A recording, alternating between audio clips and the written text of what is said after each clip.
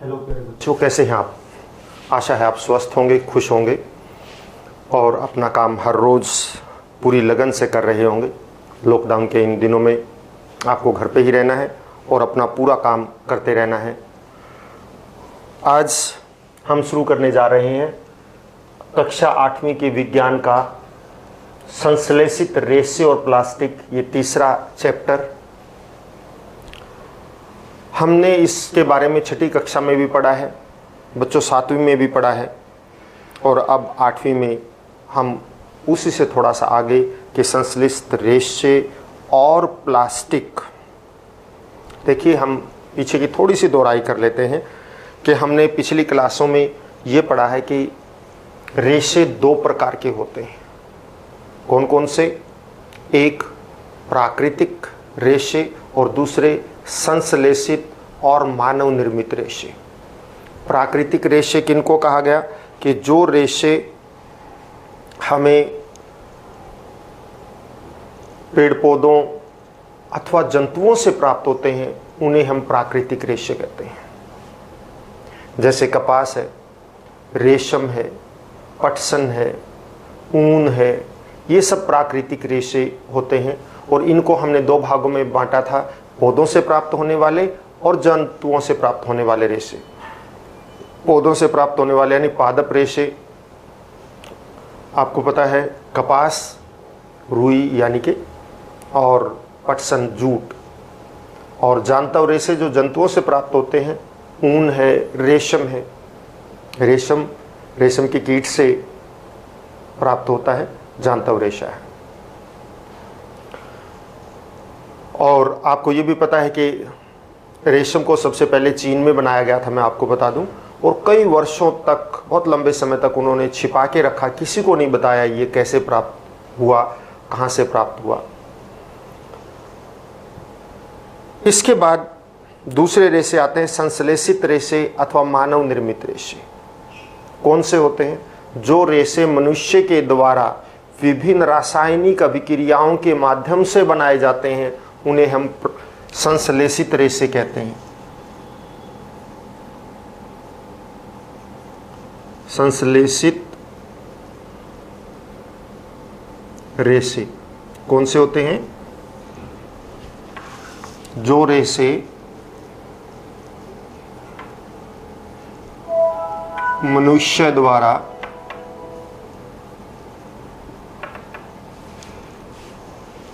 विभिन्न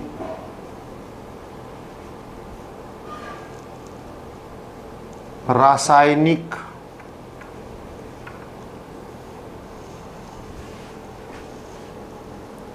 क्रियाओं से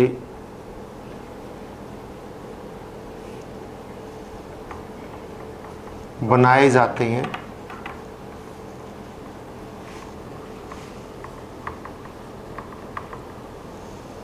उन्हें संश्लेषित रेशे कहते हैं।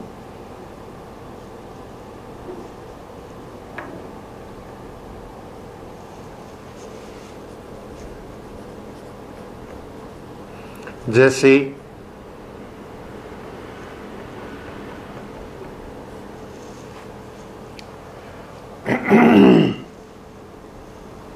पॉलिस्टर,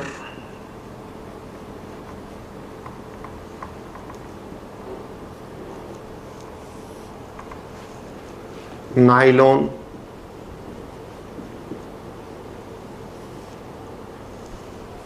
एक्रिलिक,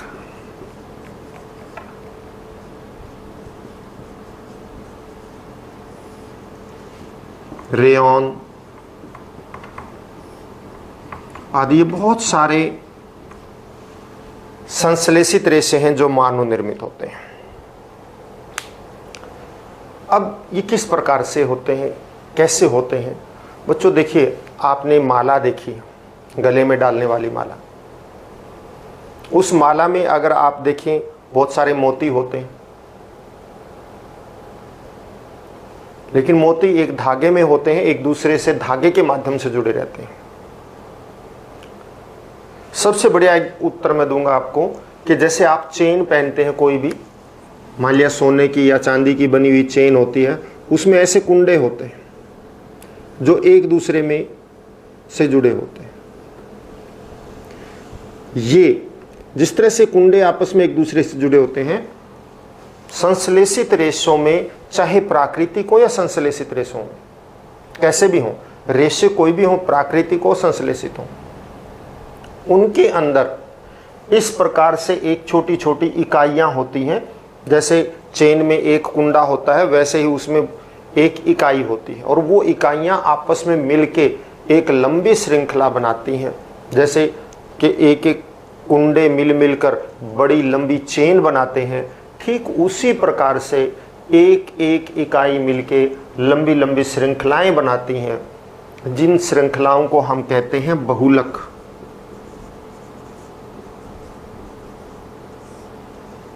अंग्रेजी में इनको बोलते हैं पॉलीमर। पॉली मैंने बहुत सारे, और मर का मतलब इकाई, तो बहुत सारी इकाइयां, 1 2 3 4 5 6, ये बहुत सारी इकाइयां मिल मिल के एक लंबी श्रृंखलाएं वाले यौगिक बनाते हैं, पदार्थ बनाते हैं। इसको हम बहुलक कहते हैं। और एक श्रृंखला को हम, इसको अकेली को हिंदी में एकलक भी बोलते हैं, एकलक। और मिल मिल के क्या बनाएंगे, बहुलक बनाते हैं, पॉलीमर भी जिसको कहते हैं। तो जितने भी प्राकृतिक रेशे हैं, चाहे संश्लेषित रेशे हैं, सभी में बहुलक होते हैं, और बहुलक छोटी छोटी इकाइयों से मिलकर बने होते हैं। जैसे हम कपास के अंदर बात करें तो कपास में भी एक बहुलक है जिसका नाम है सेल्यूलोज। सेल्यूलोज बहुलक होता है उसमें। प्राकृतिक रेशे की बात करते हैं हम। किस रेशे में कौन से बहुलक होते हैं ये हम बड़ी कक्षाओं में करेंगे। यहाँ तो सिर्फ उसकी संरचना के बारे में एक थोड़ा सा हमें प्रारंभिक ज्ञान दिया जा रहा है। अब संश्लेषित रेशों के प्रकार देखिए। संश्लेषित रेशे विभिन्न प्रकार के हैं। जो सबसे पहले रेशा बनाया गया संश्लेषित रेशा, वो पूर्णतः संश्लेषित नहीं था, क्योंकि उसकी जो कच्ची सामग्री थी वो हमने प्राकृतिक ली थी, यानी कि पादप उत्पाद लिया था, लकड़ी का बुरादा, उससे बनाया था। कास्ट की लुगदी आप कहिए कि उस बुरादे से हमने लुगदी बनाई और उससे तैयार किया गया था, और उसका नाम था रेयॉन। तो पहला संश्लेषित रेशा जो आया वो था रेयॉन, और रेयॉन को 1846 ईस्वी में बनाया गया था। 1846 में रेयॉन तैयार किया गया था, लेकिन 1846 में ही ये जो है इसको बनाना शुरू नहीं कर दिया था। बहुत लंबे समय के बाद ये तो इसकी खोज हुई थी 1846 में। तो इसका आप खोज नहीं कहिए, आविष्कार हुआ था इसका 1846 में, तो इसका आविष्कार था। 1911 में इसको जो है यूएस में, यूनाइटेड स्टेट, संयुक्त राज्य के अमेरिका में इसको बनाना शुरू किया गया था। कपड़े के रूप में बुनना शुरू किया गया था।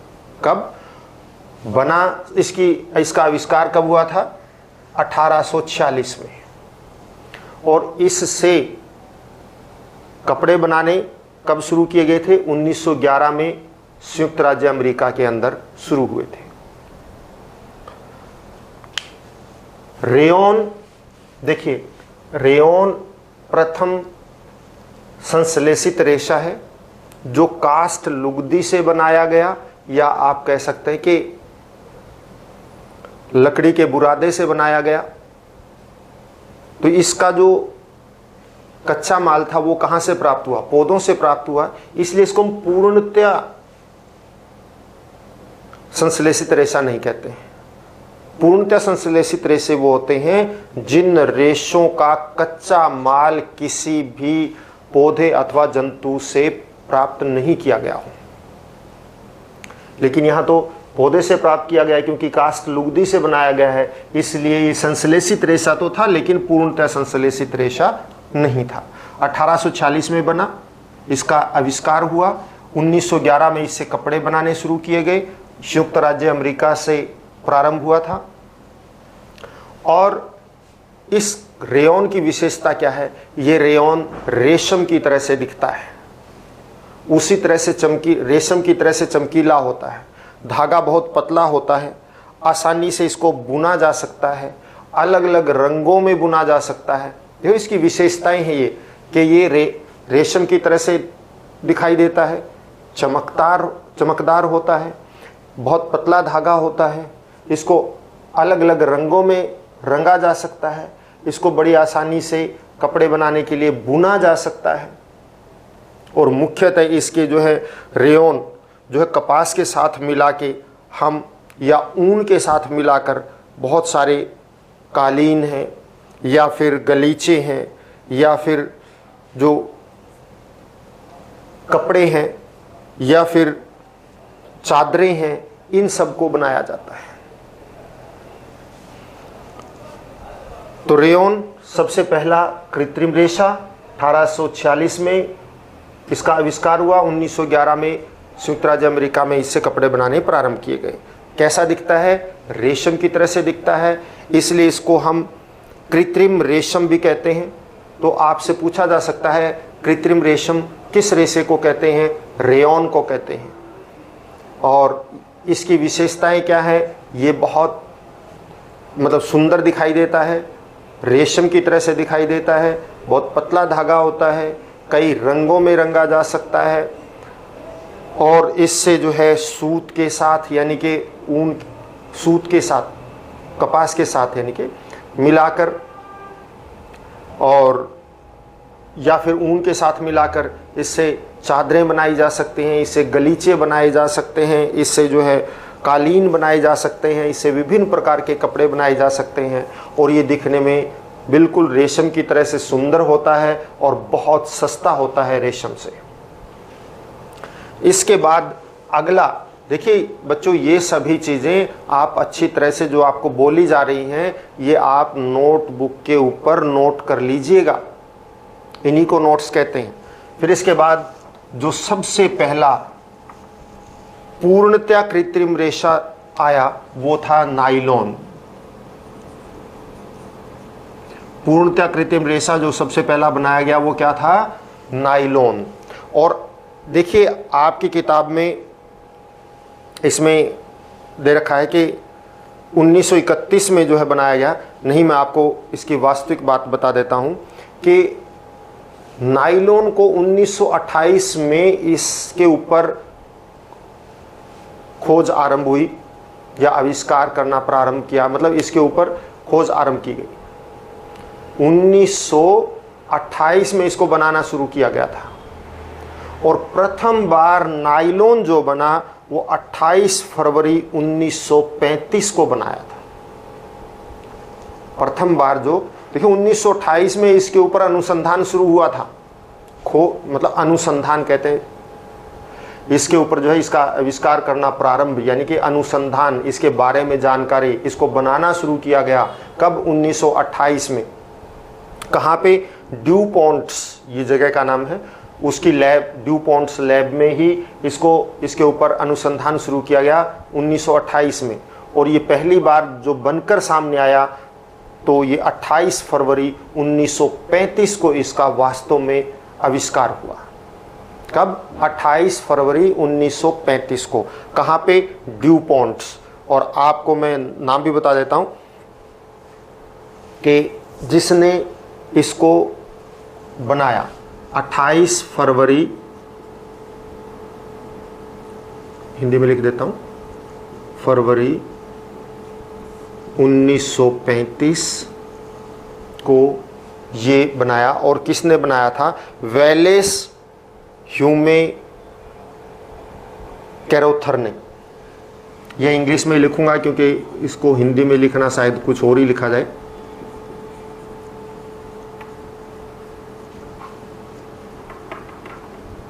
इसने बनाया था। कहाँ पे? डी कैपिटल, यू छोटा, और पॉन्ट्स, ड्यूपॉन्ट्स, ये जगह का नाम है। जहाँ पे वो लैब जहाँ पे इसको बनाया गया ये। और फिर एक चीज़ और नोट कीजिए बच्चों, ये तो उस रेशे का आविष्कार हुआ 28 फरवरी 1935 को, तो और फिर 1938 में इससे पहली बार वस्त्र बनाए गए स्त्रियों के काम के, स्त्रियों के लिए जो है, औरतों के लिए वस्त्र बनाए गए। और 1939 में न्यूयॉर्क में एक प्रदर्शनी लगी, उस प्रदर्शनी में वो वस्त्र पहली बार रखे गए। और 1940 में पहली बार इससे नायलॉन से बने हुए स्त्रियों के काम के वस्त्र बेचे गए, पहली बार 1940 में बिका। 1935 में खोज हुई, 1938 में इसमें स्त्रियों के काम के वस्त्र बनाने प्रारंभ किए। 1939 में न्यूयॉर्क में एक प्रदर्शनी में वो वस्त्र दिखाए गए और 1940 में पहला वस्त्र बिका जो स्त्रियों के का ही था। क्या था? विभिन्न वस्त्र हो सकते हैं, तो जुराबें इत्यादि इस तरह के वस्त्र थे वो। तो 1940 में नायलॉन जो है प्रथम पूर्णतः संश्लेषित रेशा है।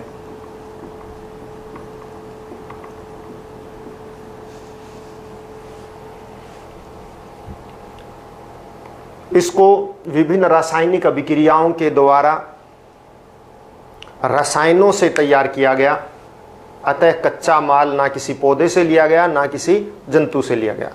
रसायनों को मिलाकर विभिन्न रासायनिक अभिक्रियाओं के द्वारा सबसे पहली बार 1935 में ये नायलॉन तैयार किया गया।